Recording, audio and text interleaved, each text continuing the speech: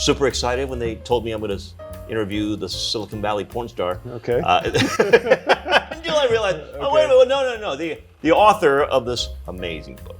Thank you. But jokes aside, first of all, I wanted to let you know it's really amazing. Okay. I really enjoy the read. Thank you. And it's quite brave for you to come out and share this journey. Yeah. Right.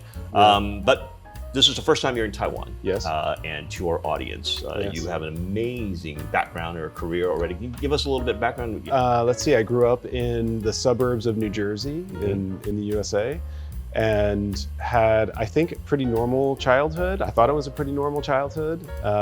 Went off to college and then went to Silicon Valley. I got there in late 1999, just in time for kind of the first .com boom.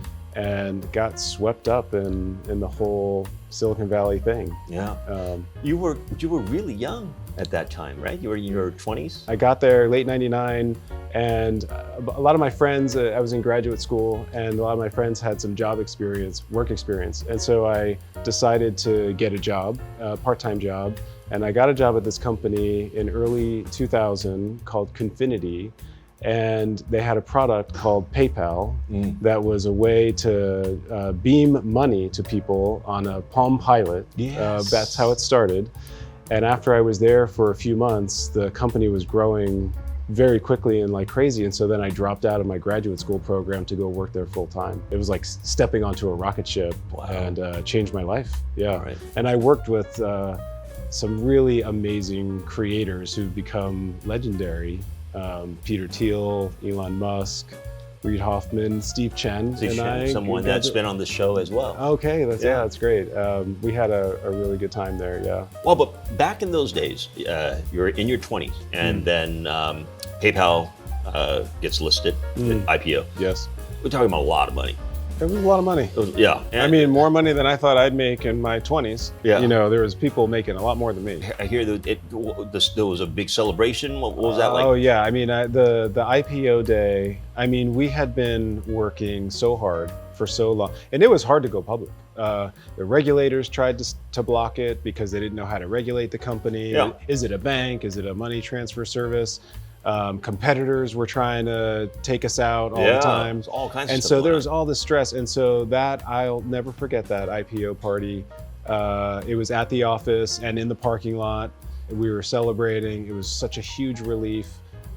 Someone had set up 10 chess boards because Peter Thiel is a chess master. I might get that wrong. He's a very good chess player. Really? Very highly ranked. Uh-huh. And so they set up 10 chess boards and he played 10 people at the same time. And actually, very famously, this one guy, David Sachs, won his game against He won Peter, his game? which was kind of a big deal. And that was maybe the most memorable moment of the party because Peter didn't lose very often. Wow. So there's an interesting thing about the group too. There was so much stress and pressure, right? We had come out of the dark of the .com boom and then succeeded in this thing. And it really felt like almost like brothers and sisters.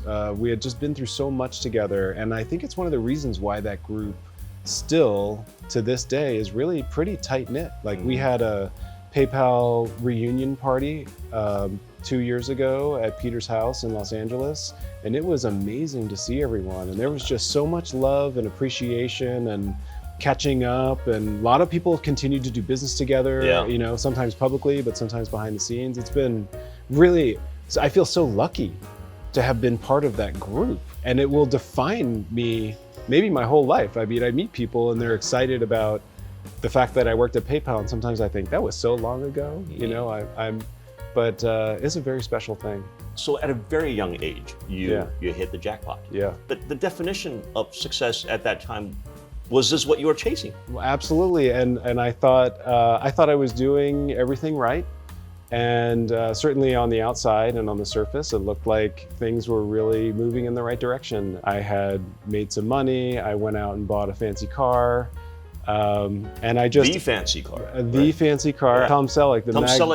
The Magnum PI, red Ferrari. Yeah. Okay. And again, I thought this is what you do. This is what, you know, maybe whether it was television, movies, media, as a youth, I thought this is what it meant to be a successful man, was Right. to go out, make money, have a great car, maybe there's women involved. And like, this was to me the mark of being a successful young man. Yeah, well, and Yeah. but this book, let's go into that Yeah. a little bit now that we Yeah. have some context. Yeah.